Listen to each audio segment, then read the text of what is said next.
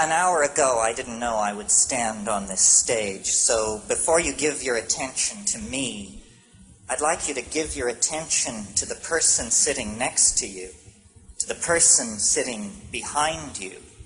You see, political circumstances have forced us to camouflage ourselves. We look pretty much like everybody else, but an event like this brings us out of the woodwork.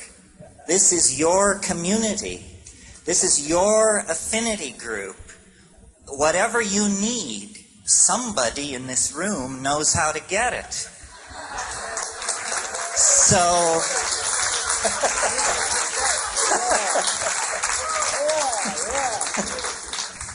so it's not necessarily the four dicks on the stage that are going to lead you into a new world. It's what you do for yourself to make this inner journey. As Tim's mentioned, we've all been down in Linz thinking about virtual reality. And of course, for an American to come to Germany is to think about the great changes that are happening here.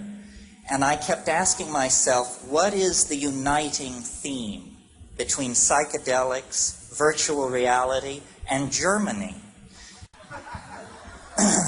And the answer is radical freedom. Yeah. Radical freedom. Radical freedom doesn't mean giving somebody the vote. Radical freedom means the right to take over and control our own destiny and the destiny of this planet. Radical freedom means recovering our birthright. What would you think if somebody attempted to take your sexuality away from you? In the suppression of the psychedelic experience, the masters who make the rules have taken away a major slice of what it is to be a human being. This is intolerable. We have been robbed of our birthright by the frightened, the constipated, the narrow-minded, the stupid, and the afraid. Yeah. Take back your mind. Take back your mind. That is the message. Now, the psychedelic experience is always criticized, irrelevant, narcissistic, self-indulgent. No, the psychedelic experience is the replay of human history in the individual mind. Right. If you don't know where you came from, you don't know who you are.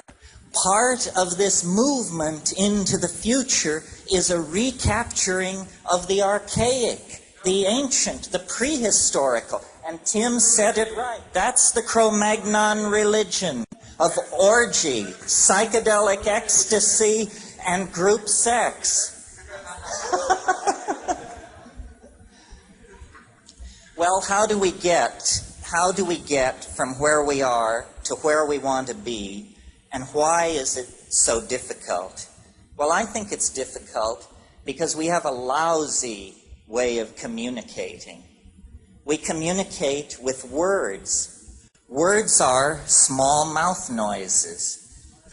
Small mouth noises are a very low-grade channel of communication. What virtual reality holds out is the possibility that we can create a language where we see what we mean. If we could see what we mean, we would have a kind of telepathy. Anyway, the last point I want to make, because I think this is very important, we all talk about psychedelics, the impact on ourselves, the individual experience. But what are they when you look at 1 million psychedelic trips? What does it do to society? What it does is it dissolves boundaries. It dissolves the ultimate boundary, which is the ultimate fuck-up, which is ego. Ego is something invented by frightened people 20,000 years ago as a way to suppress women, as a way to suppress sexuality, as a way to suppress the wonder inherent in the world. Psychedelics are catalysts for the human imagination. We were called forth out of monkey existence by the fact that we had strange eating habits. And the consequence of those strange eating habits is now a monkey can dream of transforming its collective soul into a flying saucer. This is the goal that lies ahead at the end of history. History doesn't go on endlessly fluctuating centuries into the future. History is leading toward the transformation of this planet in our lifetime. A cybernetic, biological, psychedelic being.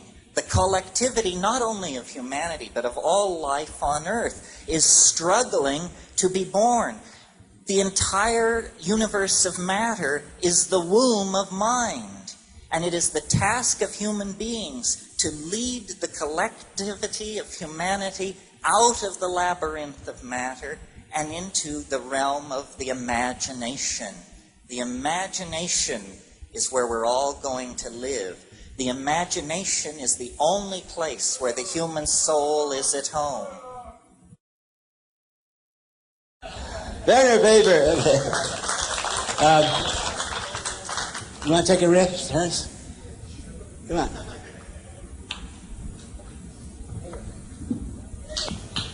Well, listening to Tim, one thing occurred to me that I wanted to leave with you, and that is what this is all about in political terms is the empowerment of direct experience. We all are sold a bill of goods. Maybe you remember the Bob Dylan song where he says, "It is not he or she or them or it that you belong to." This is what psychedelics teach you. We're not going to learn it from Der Spiegel, from Time magazine. It doesn't come like that. Direct experience, your opinion, your feelings, your sexuality is the only real thing in your universe. Don't transfer loyalty to ideology, to money, to party, to friends. All of these things are outside of the core of your reality, and centuries of programming have been laid on to all of us to take away the power of our own direct experience. This is why psychedelics are illegal. They don't care whether people jump out of windows or any of that. They're not interested in public health. They do not want people to take back their minds. And we're going to take back our minds. Soon. The sooner the better. That's really, to my mind, the bottom line. That's why this thing has potential world consequences, because an empowered individual in touch with their own existential core can do what that guy did with the 18 tanks. It was an idea that stopped the tanks, and it was an idea expressed not over state radio, not through the newspapers, but by one person taking a stand. You know, a great American philosopher, and I hope it was Emerson, said, no, it was Emerson, said, if you are right, you are a majority of one. You are a majority of one.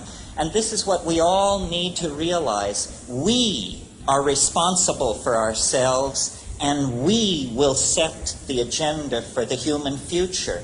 The mushrooms once said to me, you must have a plan. If you don't have a plan, you will become part of somebody else's plan.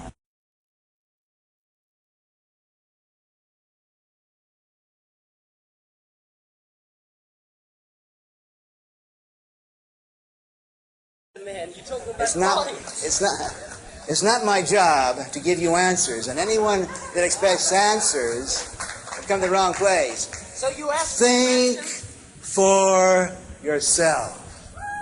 Think for yourself. Question authority. Don't look for answers. Think up some answers of your own.